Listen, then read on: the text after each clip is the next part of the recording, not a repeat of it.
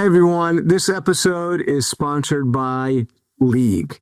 They were founded in 2014 and they are the leading healthcare consumer experience platform, reaching more than 20 million people around the world and delivering the highest level of personalization in the industry. You could check them out at league.com.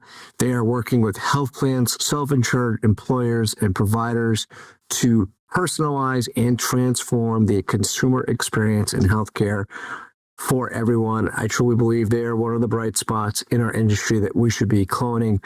My guest during this episode is the CEO and founder of League, Michael Serbinis. We talk about first his career as a serial entrepreneur, a rocket scientist, an engineer, and an investor, and how he got into healthcare.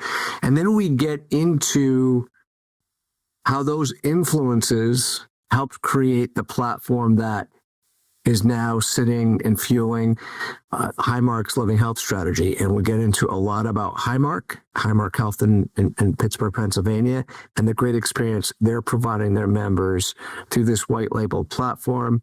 We get to hear examples, how-to-dos, and insight that you will all benefit from. And we even talk a little bit about Elon Musk and his influence on Michael's career. So please enjoy this deep dive conversation with Michael Serbinis, the founder and CEO of League. Greetings, everyone. This is Eric Glazer, and welcome back to Bright Spots in Healthcare, produced by Bright Spots Ventures. We bring leaders together to inform your audience to not only unearth bright spots or successes at health plans, hospitals, and other healthcare-related organizations, but give you implementation steps and how-tos on how to incorporate these successes shared on this episode so you could bring that to your organization. Our goal is to identify as many bright spots as possible so that you can determine if all these great ideas we're going to share with you can be applied at your organization to make healthcare better. We believe this approach of finding a bright spot and cloning it is the most effective way to improve healthcare in our lifetime. And if you've not subscribed to Bright Spots in Healthcare, click on that app you're listening from right now. And if you like what you hear, please rate and review.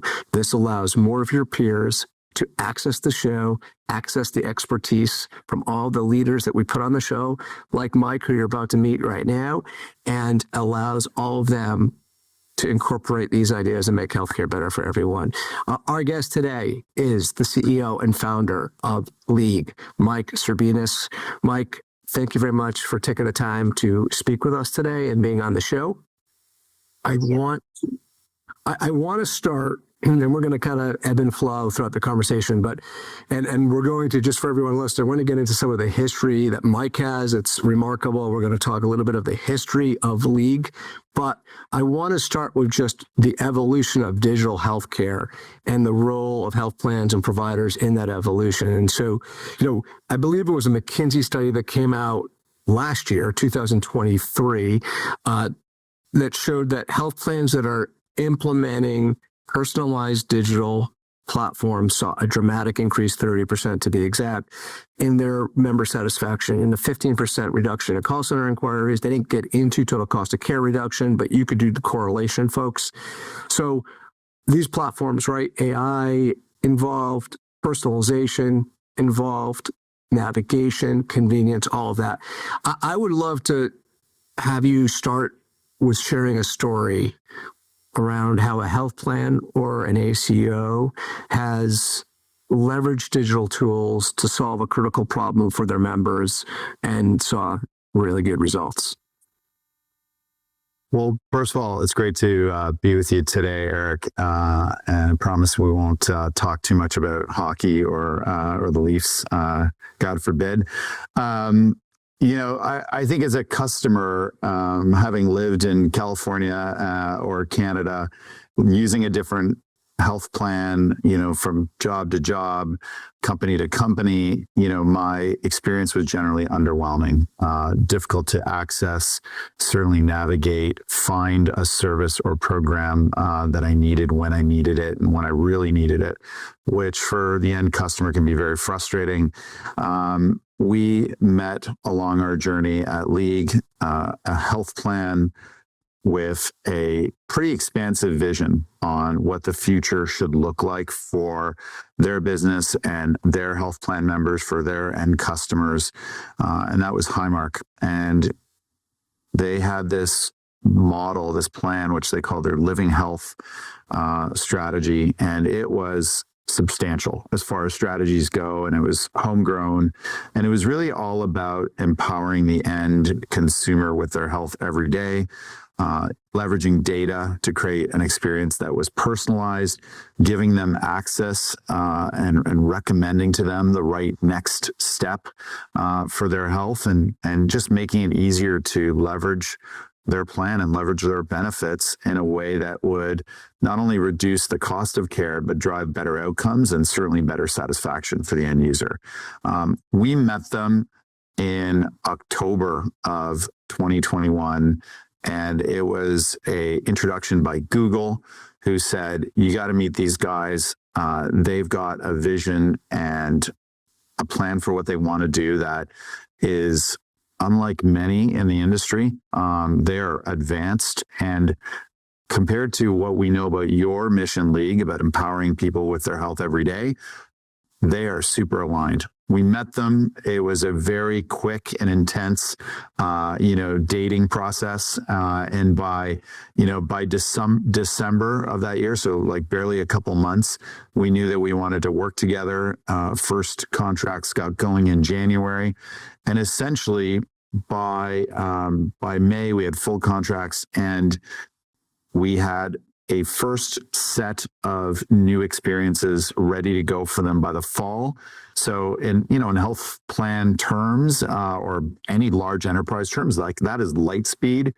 And what it allowed them to do is to deliver a unified customer experience for plan members that would give them a single place to go, a digital front door to access, navigate, and pay in a way that was completely data-driven and personalized for them. And almost even before we got going, before they even launched it, their sales teams were out there pitching and showcasing it to customers, and they were able to bring on a number of large enterprise customers who were, they wanted that modern digital data-driven experience for their employees.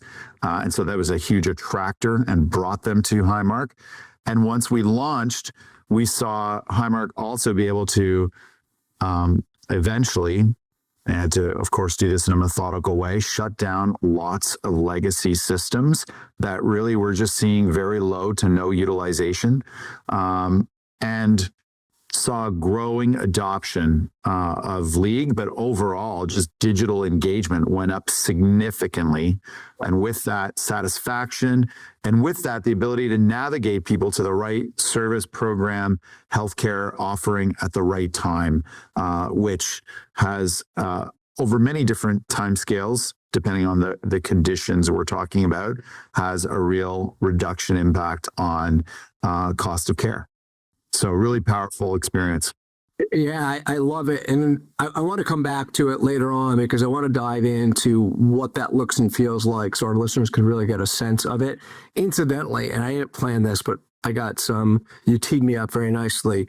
So we just recorded an episode entitled A Conversation with Highmark Leaders, Innovations in Digital and Hybrid Care. And it features Dr. Doug Henry and Mary Vandenberg. And even though it is not a conversation about League, folks, it is a conversation about their digital strategy. They talk about My Highmark, and Highmark is completely fueled. We'll get into that later in more detail around League, so you can get a really Highmark perspective on this. And another episode that recently dropped, A New Era for Consumer Engagement in HEDIS, featured the Chief Product Officer at Highmark, Tracy Sala, and she also mentions the entire digital My Highmark strategy that, even though I can't remember if she mentioned it explicitly, Mike, but we know is completely powered by League. So 2 episodes to get firsthand Highmark perspective on this. Let's move off them for a second. And let's talk about overall trends and consumer expectations, because you mentioned it yourself at the onset when you talked about different plans from job to job and finding the right service or provider when you need it.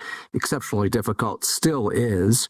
And so what expectations from consumers are now forcing plans to rethink their approach in digital healthcare? And have you seen other plans outside of sort of your portfolio of clients responding successfully to these shifts? What are we seeing right now in the market? I think there is a broad, I'll call it a mega trend really across healthcare and other industries, which is really about, you got to be digital. You got to support your digital natives who, once upon a time we used to talk about, will people pay digitally? Will people sign up? Like, those questions are gone. Like that's over. People are willing to pay, engage. They're willing to share important data with you. They effectively demand that idea of a seamless experience that's just going to make their lives easier and better. And when it comes to care, they expect care, which is so important in their life, especially in a time of need, to not be fraught with friction and difficulty. And especially if you look at people that are in that sandwich generation, right? They've got aging parents, they've got young children, they've lived through the last 5 years. So, they've experienced mental health challenges, dealing with complex chronic diseases. They need better access, and they want the data to do work for them to help them get to the right service or program or provider at the right time. And they want to understand value and quality, cost. So I think we're seeing all this play out. And, of course, these organizations run call centers, and they want to see those call centers be, more effective. So not just generating huge volumes of calls, but seeing a lot of that volume go digital. And frankly, the consumer wants that too. I don't want to sit there waiting on a IVR cycle forever and not getting served. People are looking for more self-service in general, and that sort of now starts to go beyond into getting particular kinds of care. And they want to be able to do that in a way that is very transparent. And so, the example of the mental health service, and I'll kind of bring this back to Highmark and some of our other customers. Having a long laundry list of digital and other healthcare programs available to your plan members is great, but it's not great if your plan members can never find them, or it's a treasure hunt, where you don't get the treasure at the end of the rainbow, when you really need it. And so what we've been able to show is like a 10 to, in some cases, 30x amplification in people getting to the right program, service, care at the right time, due to this kind of, platform powered by League. So I'd say this expectation level is just way higher. It's, of course, general across industries, specific to healthcare. It comes to the data being actually not just stored in some dusty database and never getting used, but working for the end user, and point solutions, which, on their own individually for mental health or MSK, other chronic disease, can be great, but not if you can never find them. So access and navigation, better integration. We're seeing that these are the expectations of consumers. And I would say, there are examples of plans that are chipping away at this, but largely with internal teams. There's only so much you can do so fast. And this is where the idea of a platform that gives you so much more to help accelerate the pace of innovation that consumers want, I think is really powerful. So, and I'll close off with that point. The biggest trend is really pace. People want this moving a lot faster, and they're frustrated, and they're willing to move with their wallets when they're not getting that pace. Yeah, I want to I actually want to come back to how you do that and what that looks like. Actually, let's stay there. So before we move on, because I do want to get a sense of some of the things that you're saying as far as surprising headwinds. But before we go there, the way I consume the value prop of League is this: if I'm a health plan exec, and just correct me if I'm wrong, and then you could pile on because you'll see where I'm going. Is one, it is a sophisticated technology platform that I'm not going to say all, but I'm going to say most health plans are not staffed to create and develop. So that's number one. So why not bring in a partner that's all they do? And then it can be white labeled and branded like Highmark's doing and other employers are doing. And then two, it's almost, I'm going to stay probably current time. It's almost as if it's a YouTube TV for all the best channels and streaming services that particular health plan includes as benefits. So rather than have to go and look at different apps all over the place, I'm going into my health plan and I've got all the apps organized right there so I could find the right service at the right time. Is that pretty good? That's pretty good description. League has spent thus far, we've invested about $500 million in building this platform. And think of the platform as a set of building blocks, and each block is a job to do in healthcare for the end consumer. Get my meds, renew my meds, follow a health program, book an appointment, see my benefits coverage, pay. These are all examples of things that are in the League platform. And we've invested to build that over 10 years. And you're right, most organizations are not staffed or don't have the talent pool or the capital or a time machine to go back in time when they should have and could have started to have built this kind of platform. And you can use this as a buffet. You can choose what you'd like from it and put them together and brand it with your brand on it to create an experience that's unique to your business and your end customers. Or you can use it all, and you can use it across all of your business lines, all of your markets, again, with your brand and a differentiated experience. And like you described with the YouTube metaphor, nobody wants, I can tell you, I flew back from the Nobel Prize yesterday in Stockholm, and I wanted to find a show, and I had some Wi-Fi on my airplane, on my flight, and I just could not figure out where to go for it. And I checked Prime, and I checked Apple TV, and I checked Netflix, and I was still unaware where it was. And I think when it comes to healthcare, in my time of need, I don't want to be searching 2 or 3 places, let alone 20 places. So the idea of bundling and bringing that entire experience into one place to go to access, navigate, and use, engage with healthcare is really powerful. Hey, Mike, next time text me. I could try to help out with that show. I want to make sure that you remind me, or your team reminds me. I want to get into personalization before we finish up here. But sure.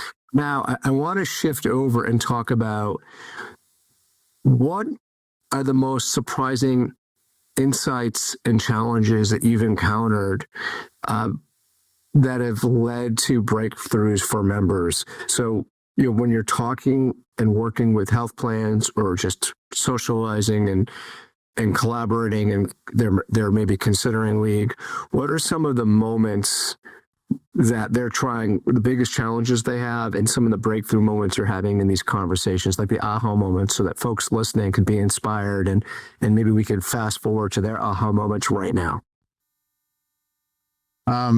I think it starts with the idea of your YouTube metaphor that is even possible. And there is a difference between, let's say, having a website with 38 different links on it, and an engaging experience that you go into that starts with "Good morning, Eric," and frankly predicts what you want and offers it up to you, versus 38 links that take you to 38 different apps, and you're lost and you can't log in and you don't know what the password is. And so there is a difference between those two experiences. One is obviously. I'm sorry, how do you provide that experience? How that gets to my personalization? So you let in like, "Hello, Eric," and knowing that I'm looking for a therapist for OCD or whatever I'm there for. How are you working with the health plan to personalize that in a way that's different from anything out there? Yeah, so we have access to data that the health plan can provide us. We also engage the user and have self-reported data from the end user, maybe even wearable data, depending on the situation, maybe even EMR data. We have built pretty sophisticated models that can take the data picture that we do have and then use that to drive recommendations, and then orchestrate how you are presented with those recommendations. I use that analogy of Amazon. Amazon has got some history on me. It doesn't see all of my shopping experience because I do buy things elsewhere. But through ads and retargeting networks, it gets some other data that adds with its data of my purchasing history, and then uses that and the time of the year, maybe the time in the month, maybe other synthetic data sources like weather, and it uses that to then make a recommendation to me. But it doesn't make one. It probably has at any one point like 5 to 10. And it will orchestrate or arrange those recommendations in a way that I'm most likely to click or act. And ultimately, we want people to act. We want people that have a chronic condition that, that they're on a program for, to act and adhere and stick with it or follow through. And so we use the same kinds of principles, assemble data, grow that pool of data over time in a normalized or standardized way. We use models. Some of them are machine learning or AI-based models. Some of them are heuristic models, like if you are 45 and you haven't had a colonoscopy yet, we should recommend that to you. Pretty straightforward one. And then we use machine learning to orchestrate that to drive the highest, conversion to action and engagement possible. So that's how we do it. We have a pretty sophisticated data and data science team and a personalization engine, and it drives that kind of personalization, which we see huge engagement with. Typical. I want to dive into that because Google nor Amazon are sponsoring this episode, but we're giving them a lot of run. But in the effort to provide that Amazon experience as you described it, you mentioned you get health plan data. I'm curious what health plan data. You mentioned self-reporting from the users. What's the process to collect that without conflicting with the providers and the health plan themselves? And then how are you thinking about, you mentioned taking the data picture and driving multiple recommendations through a methodology or an algorithm, I assume. Is that done in partnership with the plan or not? So just take us through those three areas and how you become sort of provide what I'll call, for our non-sponsor, the Amazon experience in healthcare. Yeah, so a simple category of data that we get is claims. We may get, in addition to that, or instead of that, we may get a list of care gaps that exist, by plan member or suggested by plan member. From the end plan member, we get data by asking questions. So, you've probably filled out one of those giant healthcare questionnaires over time. Health risk assessment. It can be called many different things, but lots of questions, takes about 30 minutes. We don't do that. We ask you questions over time in a very bite-sized, easy to interact with way. And we marry that data, perhaps even wearable data. If you wear an Apple Watch or a Garmin or an Android watch, we may incorporate that data. And then you ask the question of, okay, how do you stitch all that stuff together? That's where we have models. We have something called the League Personalization Foundry. Why is it a foundry instead of one model? Well, we have a base model that of our customers can use that will incorporate that difference of data and make those recommendations. But you can also, as a plan, decide, okay, I'm going to be different than others. I'm going to invest some energy in this, and I'm going to create my own model or my own set of models using League's starting point. And so that idea of a foundry allows them to do that and create their own models. I love that. League Personalization Foundry. So it strikes me, and what gets me hopeful about everything we're talking about today is I'm just a big believer that we need to go outside of healthcare and bring in marketing expertise, tech expertise. And so you've been a successful entrepreneur, you've been at successful startups, you've seen innovation at the ground up. And it strikes me that a lot of the successful components of what League is offering health plans and consumers alike come from a lot of that experience outside of healthcare itself. So can you share with us a little bit about some of the early Mike history and maybe even we could dovetail that into League so that we could get a picture of where some of this exceptionalness is coming from? Yeah, I started out as an engineer / rocket scientist doing some work at NASA, met the now infamous Elon, moved to Silicon Valley, worked with Elon and Kimball, his brother, to build one of the first search engines that ultimately we exited to Alta Vista, which is, again, one of the first big search engines that anyone that's old enough can remember. And then proceeded to, frankly, get the bug and want to, build platform companies that reached initially millions, then tens of millions, then hundreds of millions, as more people, with devices and an internet connection just multiplied exponentially. And so this idea of the mass consumerization of everything, putting power in the hands of every individual, with growing supercomputing like power in the palm of your hands, that became really very attractive and exciting to me. And I was able to build with a team that's been largely together with me over the last 20 years and a little bit more than 20 years, build a number of different platform companies in different industries. And whether it was things like accessing your email, which we take for granted today, on any device, or sending a text message, which everyone just assumes is something that, has already always existed, but it didn't exist before, about 25 years ago. Getting an ebook and reading an ebook on any device, e-reader, tablet, iPhone, etc.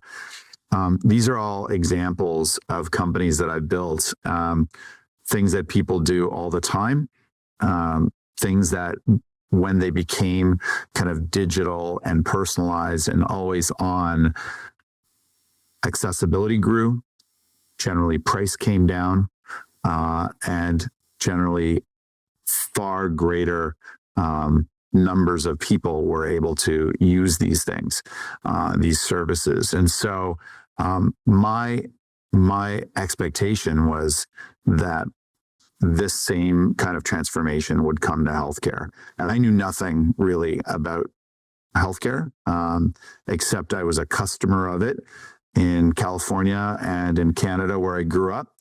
And I just could not believe how something so important felt so dated and so anachronistic and kind of out of sync with where the rest of the world was, not leveraging data and not being that usable, and just not making a lot of sense. And I also made the bet that there would be a greater share of my wallet personally and people's wallets in general that would go to healthcare over time, just based on the trends that I think most people that could pick up a paper or read a blog could decide and figure out 10 years ago. And with greater share of your wallet going to something that's so important, you would expect better. And so that's what led to the starting of League. But I would say this platform model that we have today was really an insight that we gained after about 3 or 4 years of being in the salt mine, so to speak. Initially building an app that we sold to employers as a SaaS kind of health and benefits offering, small businesses, mid-market, large enterprise. And it then became clear that this is something that everybody wanted, but they all wanted it to be a little different. And I want to go there in a second because it's a fascinating kind of light bulb moment in the history of the company. But I want to make sure, I want to unpack for our listeners a little bit of that history because it sounds so. You were literally working at NASA. Okay, and then you went and worked for a company. You didn't mention the name, but the one that you worked with Elon Musk that actually exited to Alta Vista. Yeah, ZipTube. ZipTube. Yep. And what, I mean, I wouldn't be doing my job. Did you, anything about your interactions with Elon Musk that you noticed about him being a future transformative entrepreneur and leader, and anything that you working with those brothers took back with you that's helped shape you? I think something that I didn't totally understand until I had that experience and I moved down to Mountain View / Palo Alto and the Valley and got my first experience being a part of a team building something from zero, going from 0 to 1, raising capital. There's this idea that,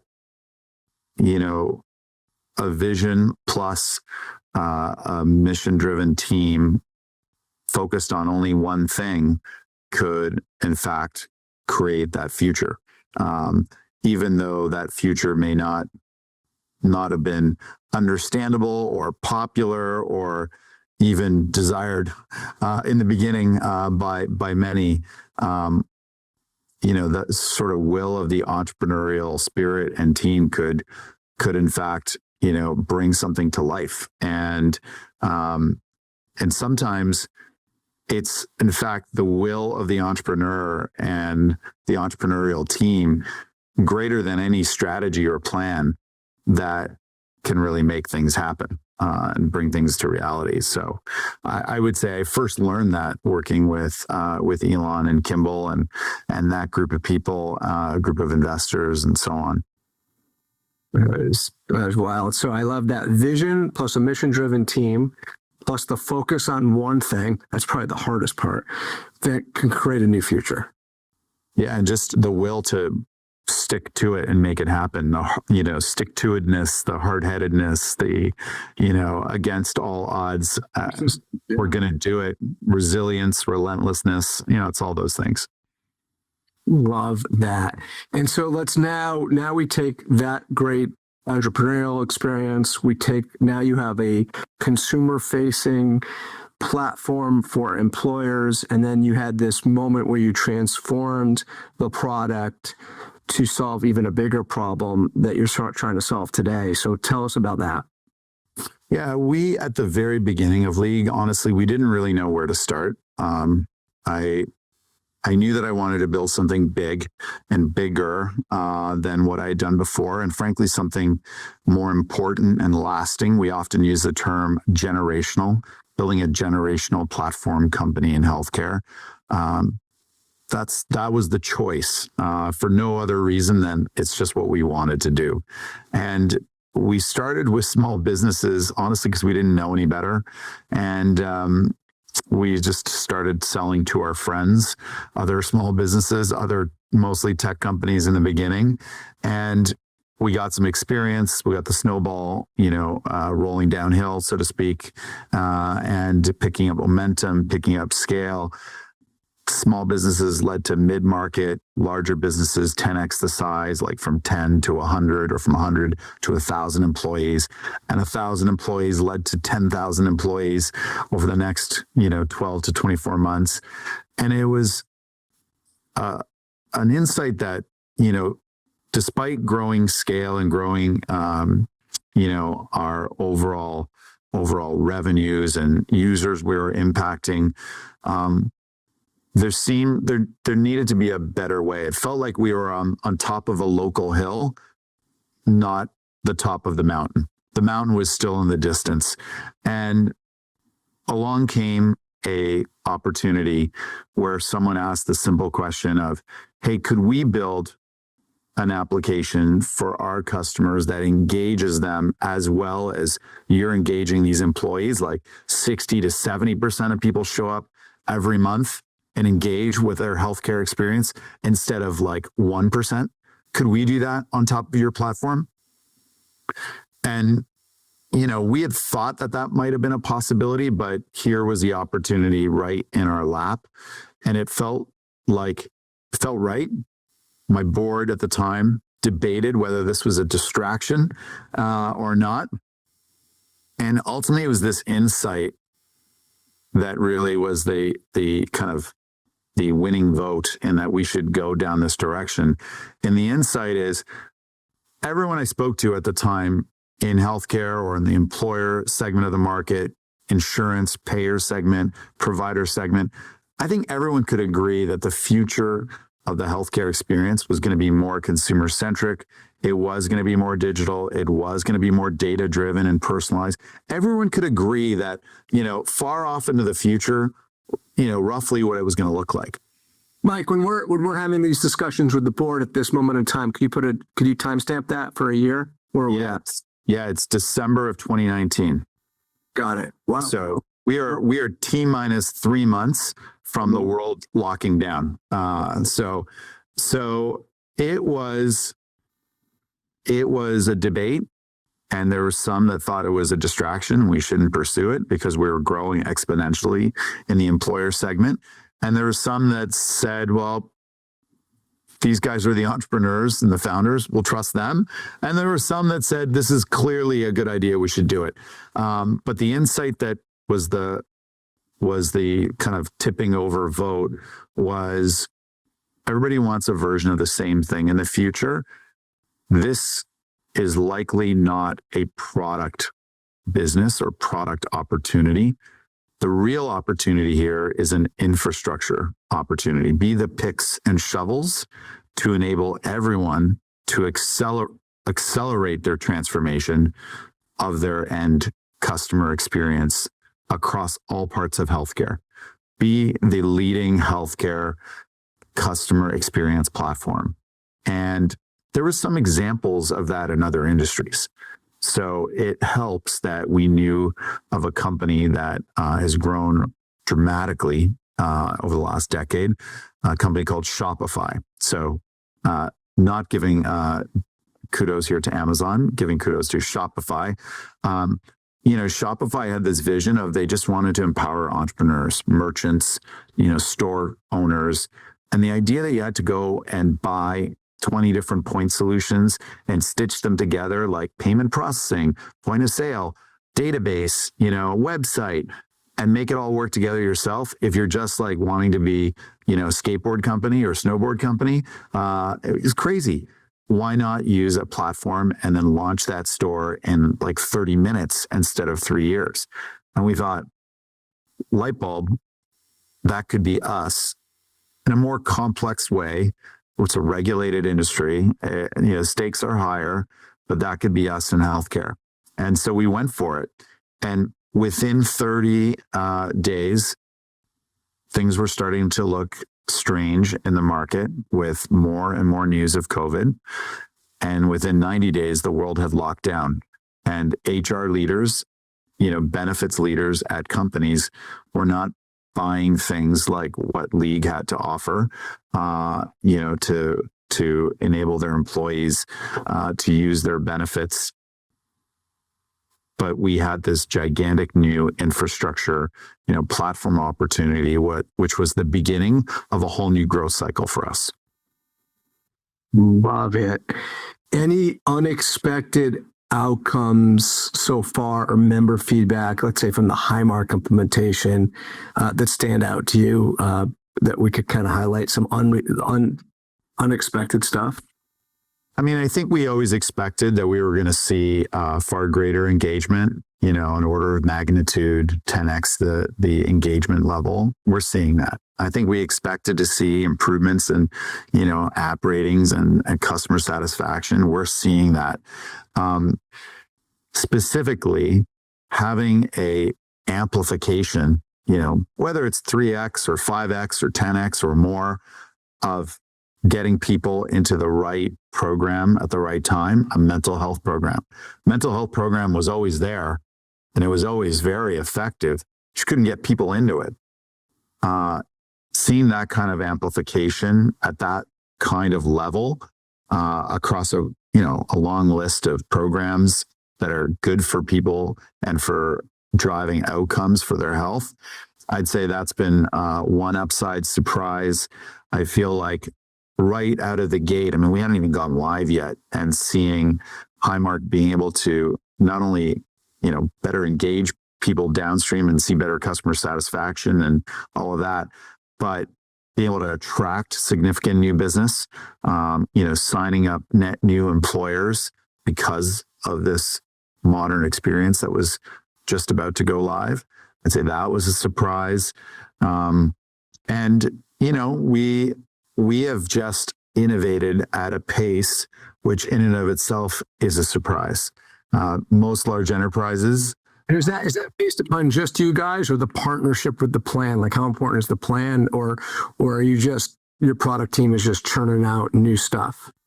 The partnership, I think, is kind of top of the pyramid. You can have all the great stuff that your product team is churning out, but if you do not have, a partner that has the shared vision and in their sort of heart of hearts is an innovator and wants to lead, it doesn't matter.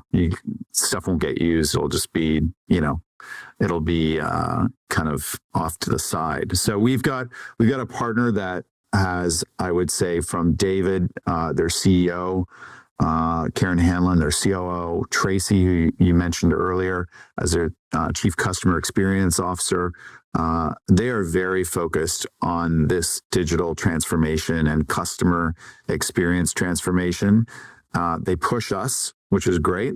It's hard. It's hard when you have customers that don't push, actually. So it's welcome to have a partner like theirs, like them, that has a completeness of vision. And frankly, they're thinking about 2030 and beyond now. That's their time scale. And for us, it's been immensely valuable having someone like them as one of our marquee customers. Love it. Okay, I want to summarize what I just heard. You're seeing far greater engagement, and Highmark is too, 10 times. Better app ratings, better member satisfaction. We knew those were probably coming.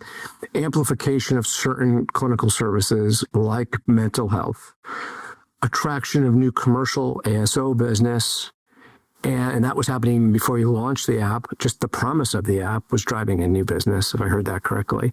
And then this innovation at such a great pace, fueled by this great partnership you have with your client. So I got those 5 things as far as maybe unexpected / forecasted, but really good outcomes from this whole platform. Yeah, I think that's a great summary. I'll give you one that is a relatively new one, and I'll be careful here and not share who it's from, but it's from a payer, and it did surprise me. this payer happened to present in front of an important group here at the company recently, and what they shared was not only a version of what we just described with Highmark, crazy engagement, incredible satisfaction, outcomes by driving people in the right clinical care programs. All that was very similar, if not identical. Penetration in their case was also an incredible story. Like the majority, I think they were up to 70% of their base engaged digitally. Of their member base. The thing that floored me about this one customer is the data that they were getting from all the different sources I described, right? From the end user, wearables, other kind of integrations that we made happen. The data that they were getting, they were starting to leverage that data and use our models in a different way, which was to project what their likely claims would be into the future by disease state or condition. And with that projection, the promise of potentially starting to change or release capital reserves. We're talking hundreds of millions, billions of dollars that they can more efficiently position. And now with that more efficient positioning and capital being freed up, they actually know that they can invest more in certain areas to introduce new programs or better programs, do more for their plan members, which especially in, I would say, today's climate, the idea of a health plan being armed with data to be able to do more for their plan members, I think is a welcome capability, welcome feature. That's wild stuff. First, really, I got hip to like how important that was through our we'll call it our mutual colleague at RBC Insurance that we talked about before we got started. And so what I want to just play that back for everyone. So the incredible amount of data that this digital experience, this digital strategy provides a health plan has allowed them to predict claims in the future more accurately by condition and disease state. And that allows them potentially, depending on what that data says, the opportunity to release capital reserves for their fully insured and their government populations that they're legally have to have in reserves and use that in different areas of their business. That's wild. That's wild stuff that CEOs need to pay attention to, CFOs need to pay attention to. Yeah, I mean, I think for the CFO and CEO, this is a pretty significant unlock. Yeah. And again, we're talking, this is not about like $1 saved here and there or $1 million saved there. This is about hundreds of millions and billions of dollars of capital that can be more effectively positioned and then unlocked to invest in areas that will drive real benefit. It's pretty huge. A couple of final questions because your team's going to have my head on a platter here because I know we're running along. I'm going to ask you to take your CEO hat off for a moment from League and ask you to go independent for a moment. From your perspective, understanding that most health plans can't pull this off without League or someone like them, but certainly not like League. But what are strategically the critical components that an executive team needs to really check off of a truly integrated digital health experience?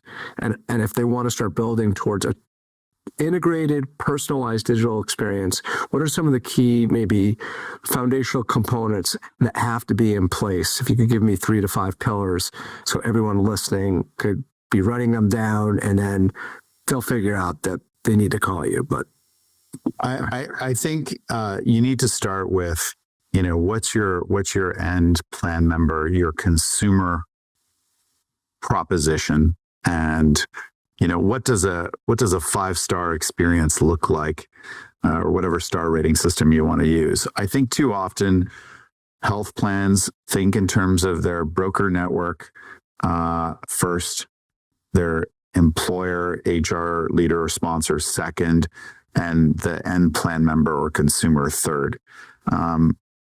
They need to do the work to have in their mind, what does that consumer experience need to look like to be great, first and foremost. And I think that is, without that, the rest is just work and money that may not go to anything useful. You absolutely need a infrastructure or cloud strategy. I think too often health plans have got systems that are immovable objects that when it comes to innovation and creating something new, they can get in the way. You need a model of whether it's cloud or model for your infrastructure that makes things possible to move and change quickly. Third is data.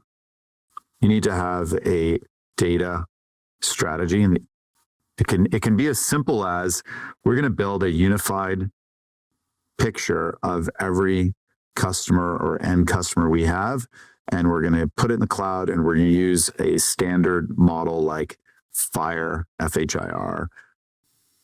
That can be it. It doesn't have to be more than that. But I think without it, you end up getting stuck on a lot of different steps in the innovation process. Lastly, security and privacy. You need to have a point of view which is, I would say, appropriate for both the threat level today in any technology or digital service. And you have to recognize that you probably are way behind. What I've seen is most, not all, most of the healthcare organizations that we have talked to have got policies that they have hired some consulting shops for, but generally have not done a great job of implementing that security or cyber infrastructure to the point where they can be innovators. And I think the start of this year started with a very large example that almost crippled the entire healthcare system. So I think you need to have that kind of a cyber plan in place when it comes to doing more, that is digital and in the hands of the end consumer. So those are some examples. I got to say that was great. So first of all is, what is your consumer proposition? And put another way, what is a 5-star experience, not to use Medicare stars exclusively here, but what is a 5-star experience for our consumers? What does that need to look like? So that's a really important question that you need to wrestle to the ground in your boardroom first.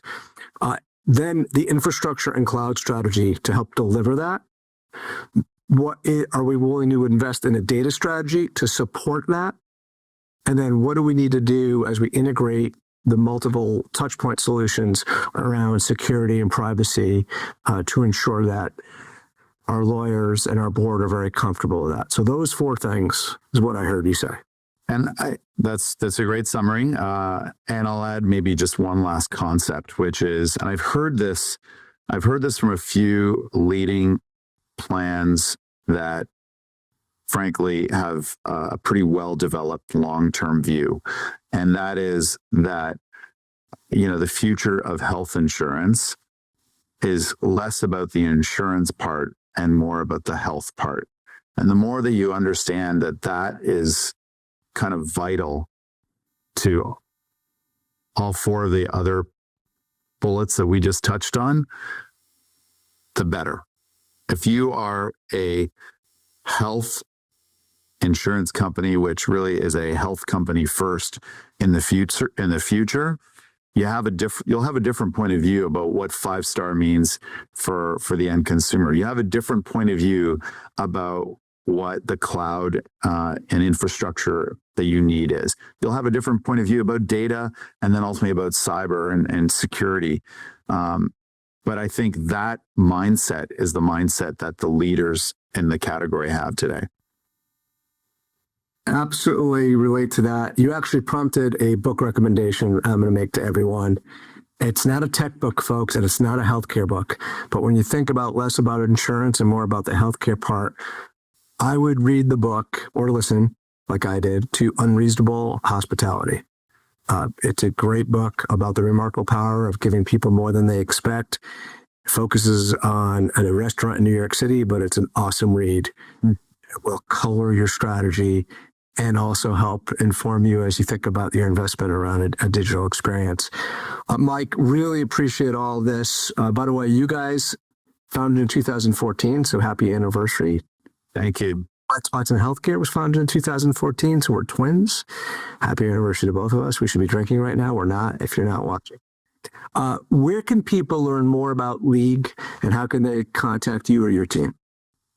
So league.com is the best place to start. You can also reach out to me on LinkedIn. I'm Mike Serbinis on LinkedIn, and I'm happy to share, more about League's journey. I've been doing an awful lot of writing recently. I had this idea that 10 years of this journey should be celebrated with 10 stories, a story for each year, and a real theme to take away from each one of those years, which will culminate. Year 8 is about to kind of hit the wire here this week. And by Christmas, year 10 will be done. And then I'll add a kind of the next 10 final story in celebration of this journey so far. And frankly, what is to come in building a generational platform company in healthcare. I'm going to have to look for that. I'll repost it. That's awesome. Thanks so much. I know we went long. Please don't let your team hurt me. I want to thank everyone for listening today. I know you're very busy. We do not take the time you spend with us for granted, no matter when you decide and where you decide to consume Bright Spots in Healthcare. And we hope that you use some of the ideas and bright spots shared during today's conversation with Mike to inspire your thinking and enhance your organization's current approach to improving healthcare for all of us. We produce this show for all of you. Remember, this is your Bright Spots in Healthcare podcast.